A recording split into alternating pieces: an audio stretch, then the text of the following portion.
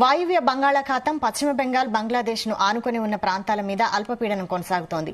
ఈ అల్పపీడనం రానున్న 2 రోజుల్లో తీవ్ర అల్పపీడనంగా మారే అవకాశం ఉందని అంచనా వేశారు వాతావరణ అధికారులు.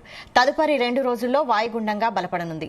అనంతరం బెంగాల్, జార్ఖండ్ పరిసర ప్రాంతాల మీదుగా ప్రయాణించే అవకాశాలున్నాయి.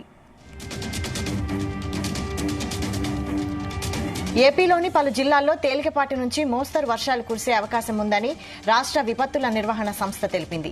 ఇవాళ అల్లూరి, కృష్ణా, ఏలూరు, మన్యం, ఎన్టీఆర్, గుంటూరు, కర్నూలు, పల్నాడు, నంద్యాల, శ్రీ సత్యసాయి, అనంతపురం, విజయనగరం, శ్రీకాకుళం, అనకాపల్లి, విశాఖ, కోనసీమ, కాకినాడ, ఉభయ గోదావరి, ప్రకాశం, నెల్లూరు, వైఎస్సార్ చిత్తూరు, అన్నమయ్య, తిరుపతి జిల్లాల్లో వర్షాలు కురుస్తాయని పేర్కొంది.